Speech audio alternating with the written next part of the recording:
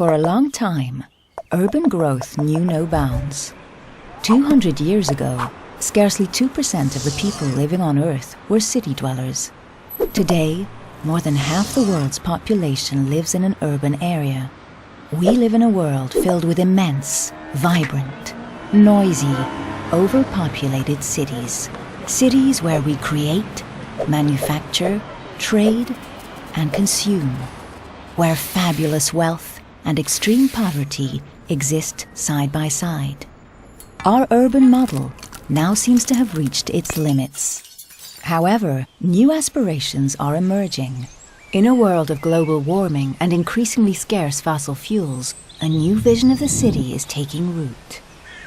We're seeing the first signs of slow but far-reaching and irreversible change. Little by little, a new model for our cities is developing. We call it the Eco-City. The goal of an eco-city is to reduce the city's impact on the environment. It's an immense undertaking. The growth of large population centers, energy consumption, recycling, the new urban landscape, and even social diversity, all these issues are a part of the Eco-City agenda. In order to kickstart this movement, 3 major challenges need to be addressed. We must transform the buildings we live in, radically change our modes of transport, and implement new ways of supplying electricity. Buildings in the Eco-City put energy efficiency first. They are better insulated, and they even generate energy themselves. They rely heavily on renewable sources of energy. Today's buildings can do more with less. They're no longer energy consumers, but energy producers, requiring 40 to 60% less energy than buildings from a decade ago. We call them positive energy buildings. And if a building produces more energy than it needs, it shares the surplus with its neighbor. We call that peer-to-peer energy.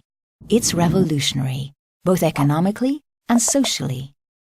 With regard to transport, the change is just as remarkable. In eco-cities, transportation is electric and, whenever possible, public. A multimodal model is in place. Residents use a variety of interconnected transport networks to get around, with tramways at the heart of the urban landscape.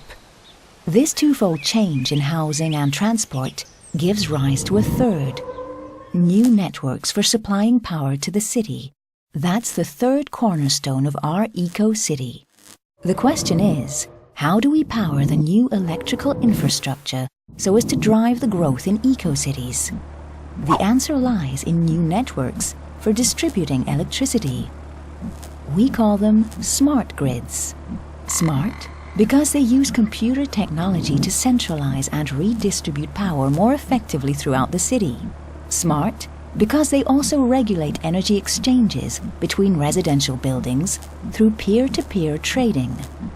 So, in summary, energy that's consumed, produced, and shared by all of us more intelligently than ever before.